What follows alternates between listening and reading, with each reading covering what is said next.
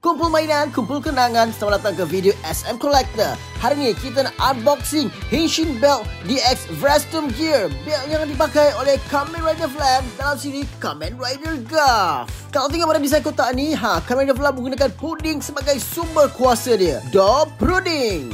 Ilustrasi yang ada pada kotak ni jelas menunjukkan rupa Kamen Rider Flam selepas dia Henshin menggunakan belt ini.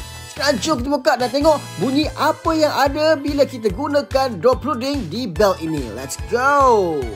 Ini rupa yang lebih jelas. Go-Chizo door puding yang dipakai oleh Kamen Rider Flam. Inilah sumber kuasa yang mengaktifkan belt tersebut. Jadi kita akan guna door puding ni pada belt tu untuk dengar bunyi apa yang akan keluar. Sebelum Henshin, kita tengok dulu rekaan belt ini. Memang cantik, gabungan color orange dan juga biru. Memang menaikkan warna tersebut. Pemegang warna kuning ni akan digunakan waktu kita nak Henshin. Lepas letak puding, kita akan tarik pemegang tu turun ke bawah. Untuk bateri, belt ni menggunakan bateri bersaiz AAA. 3 bateri untuk on belt ini. Switch dia kat belakang.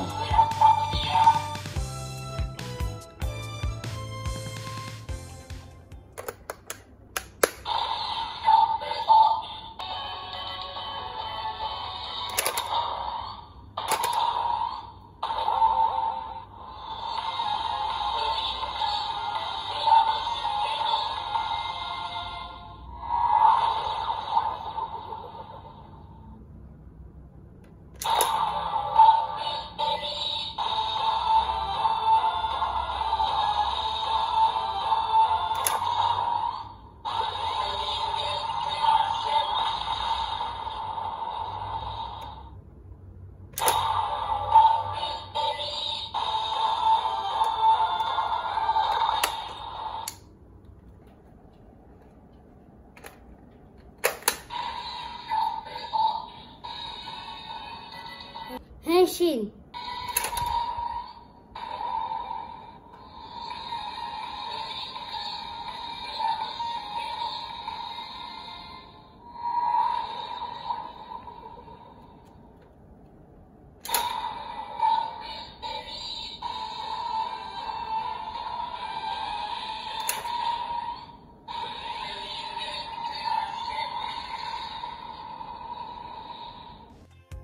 Go-Chizo door puding ni juga boleh guna pakai di belt Garf dan juga Bitter Garf.